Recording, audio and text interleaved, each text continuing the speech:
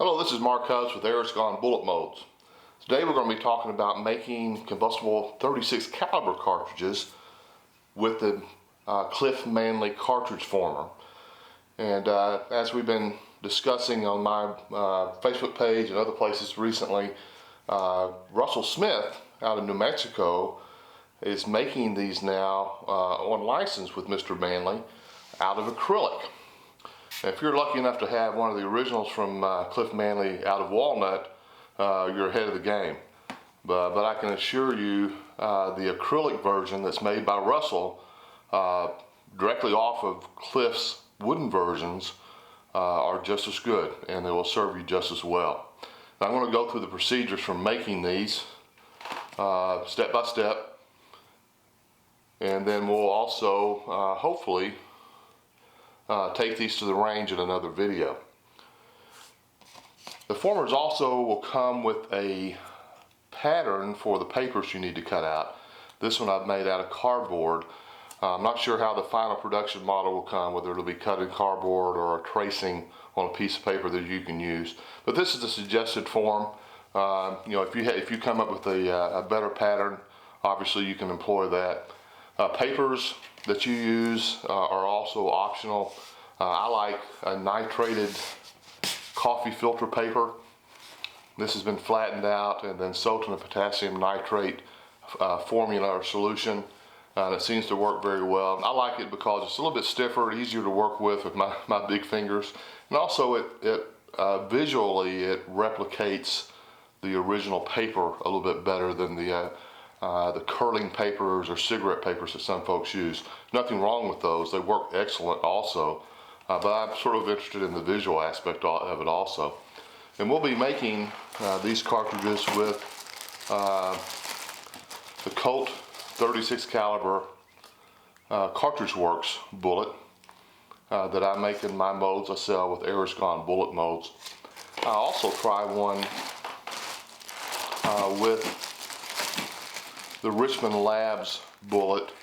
We'll give that a shot, but the results previously were not as good as with the Colt, and you'll see why later when we get to that. Now, first of all, the things that you'll need besides pre-cut papers, and here's my papers that I've already cut out, and of course the former, which is in two parts.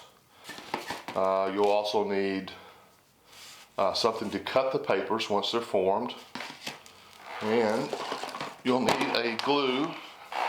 In this case, I use a glue stick. In my previous video making formers or making cartridges, I used a clear gel glue and it worked, but now I have become a believer in a simple old glue stick. It's a starch-based paste, very similar to what they used in the old days, and it just seems to hold the bullet and the paper very well, and of course it sets very quickly, which is also important in this process. And you'll need some wax. And I have both paraffin and beeswax here. Both will work. The beeswax being a little bit softer is even better. And we'll start off by waxing the former. And this is going to be important because we're going to try to make sure that the glue and the paper does not stick to the former during the process of making the envelopes. Now, I'll rub it all over the mandrel, then I'll put it into the block and twist it. And I may do this a couple times to make sure that the inside of the block is also covered. And if you're using paraffin, it's the same thing. You just want to make sure it's covered completely. However you can do it. Obviously, if it's warmer, the wax is softer and sticks even better. Okay. And now we'll take a paper. Get my glue ready here. We'll take one of the papers and I will rub one side. And you'll see the papers are actually smaller at one end than the other. And that's to induce the taper on the envelope as we form it. And I'm going to put the paper right to the edge and then wrap it around tight. And I can either just take it off and set it aside and let it dry. Or if I want it a little bit tighter, I can put it in the block. The block really serves a different purpose later, which you'll see when it has to do with compressing, or actually putting the end cap on and compressing the powder. I'm going to take that off and let it dry, and then I'll do several of these. And set them aside and let them dry.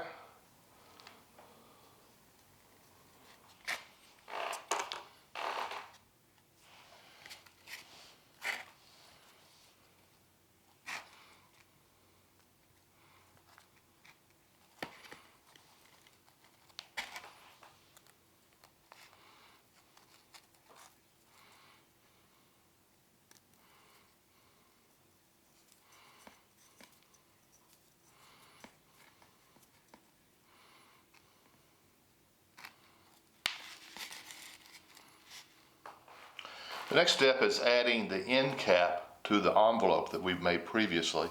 Now I've allowed these to set up for a while so the seam is fairly dry, and I'm concerned about that because if the seam is too wet, when I insert it into the block, it may tear easier. And so I will put an envelope back onto the mandrel, and I have squares cut out to be the end caps, and these could also be round. They were done both ways during the Civil War. Colt used a precisely cut round disc on his cartridges that looked very uniform, very neat. Some of the others were more haphazard. The Richmond Depot, for example, had used a square end cap that was just wrapped around the mandrel. So either one is proper. It's just according to how much effort you want to put into it. So I'll take my glue stick and I will put a little glue around the edge. Then I'll take one of my squares, and these are about somewhere between 5/8 and 3/4 of an inch in square. And I'll center that on the hole on the block and then press it in to the block, and that will crimp it around the envelope. And then I might twist just a little bit. We've got to be careful because we don't want to tear the cartridge paper because it is a little bit damp with the glue. So I'm going to grasp it at the top, so I'm pulling both the mandrel and the paper out of the block. And then as you can see on the bottom, it's perfectly crimped around the bottom. And then I can easily, very easy, I should say, take that off, and then we'll let that dry. Set it aside and let it dry for the next step. I'll do another one for you real quick. Envelope back on the mandrel. And my glue.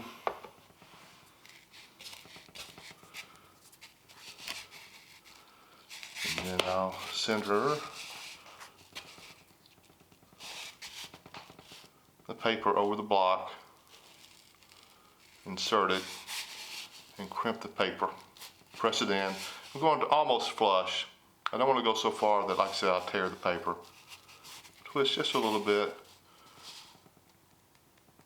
and then carefully withdraw the mandrel, and then you can see the end cap is crimped nicely around the end.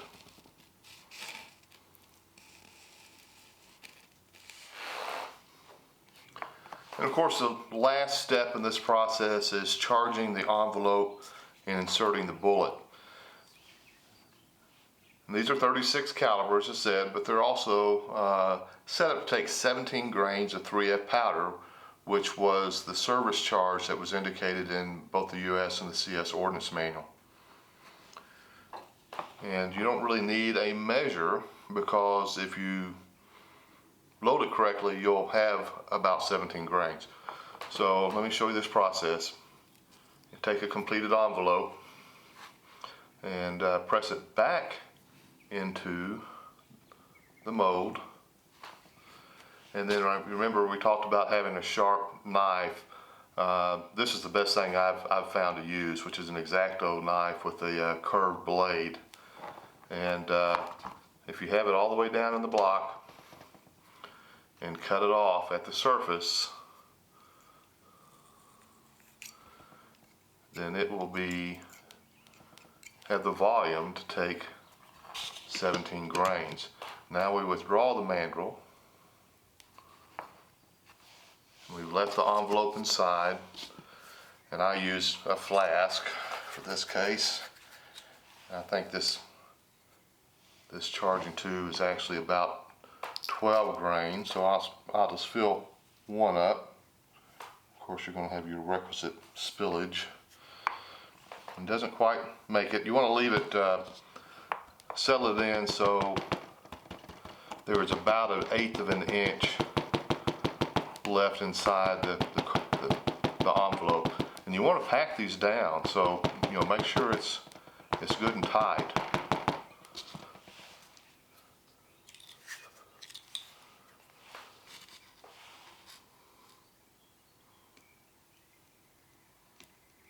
And I'll continue to add powder. Of course, if I had, probably what I ought to have here is my trickler.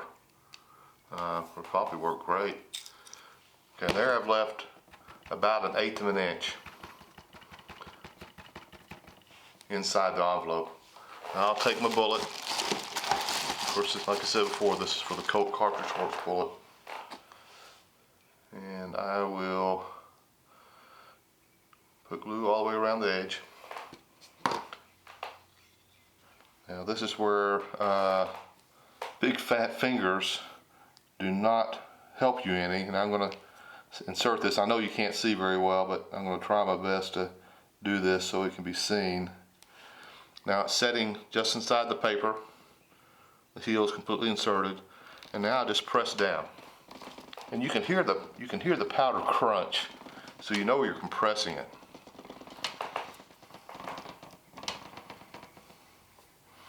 Now I'll try to push it back out from the bottom, and sometimes you'll actually hear it pop as it comes loose.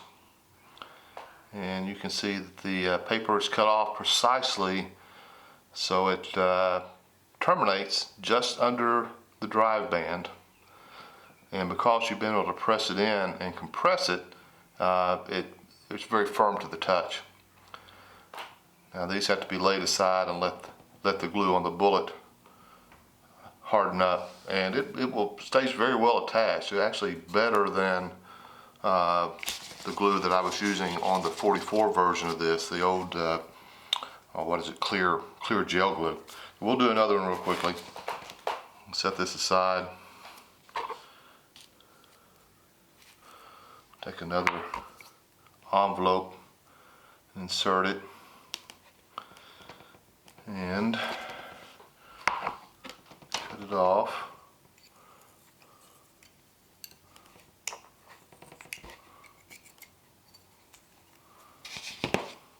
And one thing else I've found, if you push the paper just back up a little bit so the paper is above the surface of the block, it's a little bit easier to get the bullet started in there.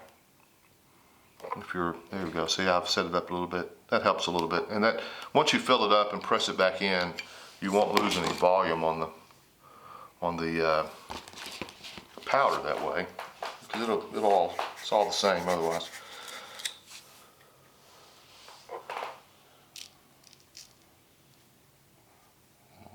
Putting my charge in. Like I said, you may have to tap it a little bit, get the powder to settle.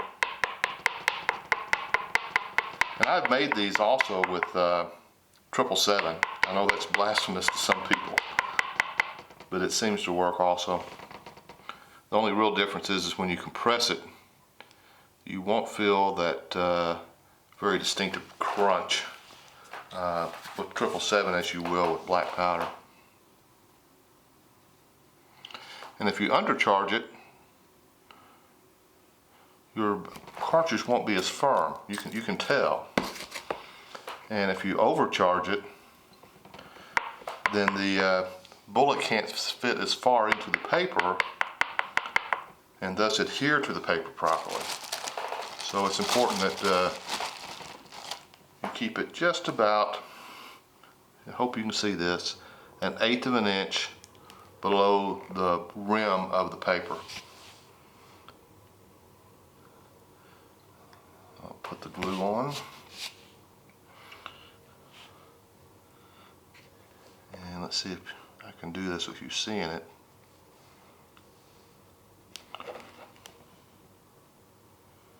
There we go. I'll press it down. Yeah, I had a very satisfying crunch feel when I did that, which is a good sign. You see it's flush on the bottom.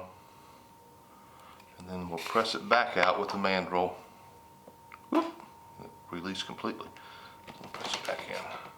So you sort of have to keep your finger over it. The glue's not set yet.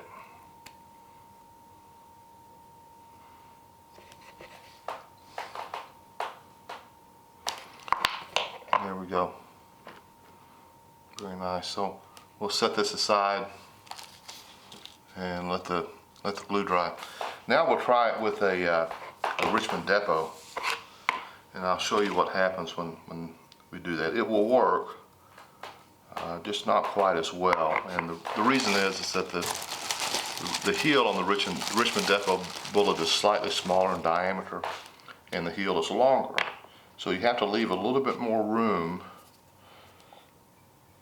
in the block or in the envelope when you put the powder in. So your powder charge is going to be reduced just a little bit, maybe by 2 grains.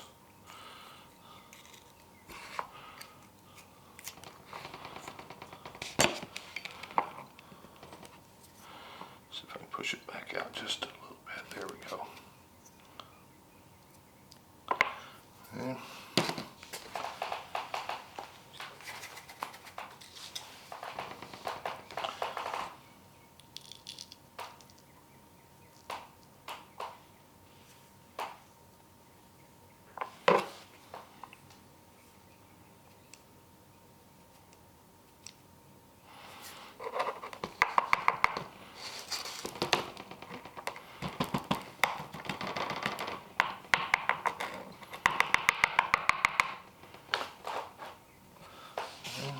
now we'll put some glue on the bullet heel. If you're familiar with this bullet that we offer, this one came out of the Richmond laboratories during the latter part of the Civil War, and it's a much heavier bullet than most 36 caliber bullets. It's 147 grains, and it's also larger in diameter. It's 390 instead of 380. And when you do these, you'll see that there's a little wobble in them. That's because the heel is smaller in diameter than the Colt, and it doesn't quite fill up the mouth of the envelope as well.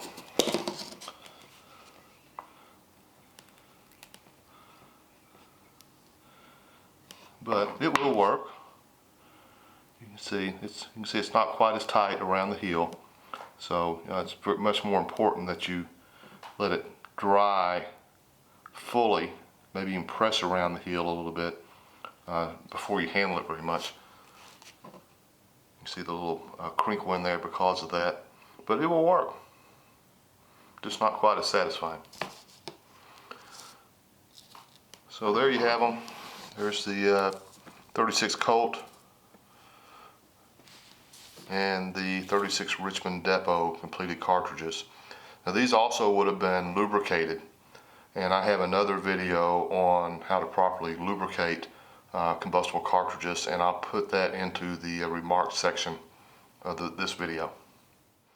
Next, we'll take a quick look at our products. Here's an original Colt Cartridge Works cartridge in my collection, and here's what we made today on the Manley Cartridge Former. You see they're very similar. And next is an original Richmond Laboratories cartridge, which I wish was in my collection, and what we made on the Former today. And this, out of curiosity, I also tried it with a bullet, a 36 caliber Sugarloaf bullet out of an original Colt mold, and here's the results of that one. Well, I hope you've enjoyed our video today. If it's been helpful to you, please like it and also subscribe if you've not done so already. You can visit us at this URL to learn more about the bullets that we offer. And I will also put in the comments how to reach Russell Smith, where you can get copies of these cartridge formers for your own use. Thanks again. Appreciate you watching.